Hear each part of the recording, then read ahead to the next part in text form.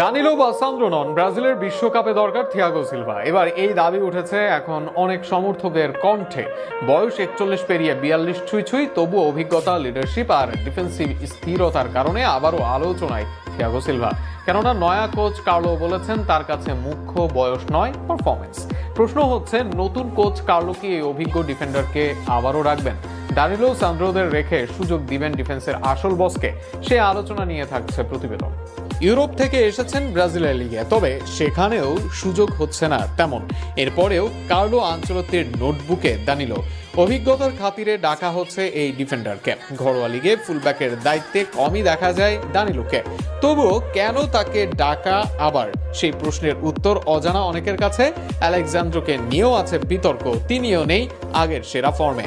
Defensive এই fullback খেলছেন ফ্লেমেঙ্গোতে, সেখানেও নেই ফর্মে। অথচ ব্রাজিলের সুপারস্টার ডিফেন্ডার থিয়াগো সিলভা এই ব্রাজিল লিগ থেকেই 40 ঊর্ধ্ব বয়সে গিয়েছেন পোর্তোতে, আর সেখানে গিয়েও বজায় রেখেছেন নিজের দুর্দান্ত পারফরমেন্স। তাই অনেকের চাওয়া সান্দ্রো দানিলোকে রেখে সুযোগ দেওয়া হোক এই সিলভাকেই।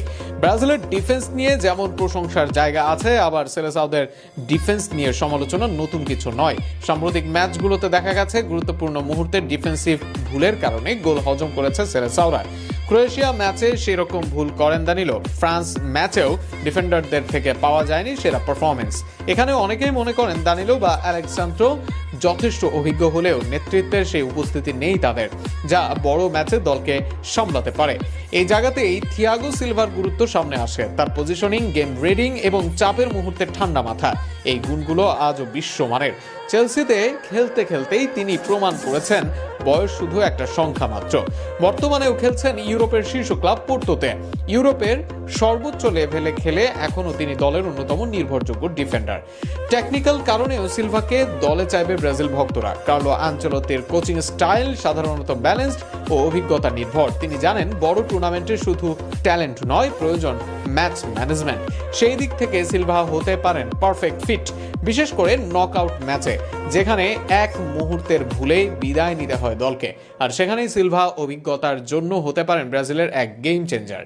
শেষ পর্যন্ত প্রশ্ন একটাই, ব্রাজিল কি অভিজ্ঞতার দিকে ঝুঁকবে নাকি তরুণদের উপর ভরসা রাখবে? থিয়াগো সিলভা হয়তো আগের মতো দ্রুত নন, কিন্তু তার মাথা এখনো আগের মতোই তীক্ষ্ণ। কার্লোকে